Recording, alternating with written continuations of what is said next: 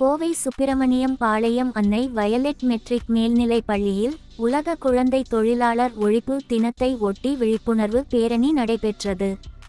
இதில் 100க்கும் மேற்பட்ட பள்ளி மாணவ மாணவிகள் கைகளில் குழந்தை தொழிலாளர் ஒழிப்பு குறித்தான விழிப்புணர்வு வாசகங்களை ஏந்தி பேரணியில் கலந்து கொண்டனர். ஆண்டுதோறும் ஜூன் 12ஆம் தேதி உலக குழந்தை தொழிலாளர் ஒழிப்பு தினமாக கடைபிடிக்கப்பட்டு வருகிறது. இந்த நிலையில் கோவை சுப்பிரமணியம் பாளையத்தில் செயல்பட்டு வரும் அன்னை வயலட் மெட்ரிக் மேல்நிலைப் பள்ளியில் உலக குழந்தை தொழிலாளர் ஒழிப்பு தினத்தை முன்னிட்டு விழிப்புணர்வு பேரணி நடைபெற்றது.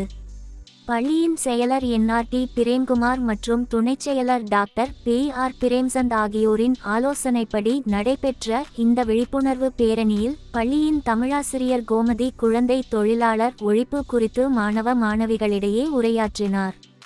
தொடர்ந்து பள்ளியின் முதல்வர் அக்ரியா ஜான்சி கொடியசைத்து பேரணியை தொடங்கி வைத்தார். பேண்ட் வாத்தியத்துடன் தொடங்கிய இப்பேரணியில் 100க்கும் மேற்பட்ட மாணவ மாணவிகள் கைகளில் குழந்தை தொழிலாளர் ஒழிப்பு குறித்தான விழிப்புணர்வு வாசகங்கள் அடங்கிய பதாகைகளை ஏந்தி பேரணியாக சென்றனர். பள்ளியில் தொடங்கிய இப்பேரணி சுப்பிரமணியம் பாளையம் சாலை வழியாக சுமார் 1 கிலோமீட்டர் தூரம் சென்று மீண்டும் பள்ளியை வந்தடைந்தது. இப்பேரணியில் மாணவ மாணவிகளில் சிலர் ஆசிரியர், மருத்துவர், செவிலியர், விவசாயி, தீயணைப்பு படை வீரர் போன்று வேடமணிந்து கலந்து கொண்டனர்.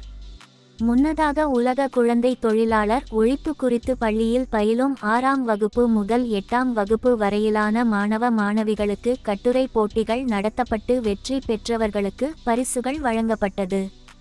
இப்பேரணியில் பள்ளியில் பணிபுரியும் ஆசிரியர்கள் அன்புவடிவு, மேரி ரமணி, ரம்யா, சந்தியா, கோமதி, கௌசல்யா, செரிஃபா உள்பட பலர் கலந்து கொண்டனர்.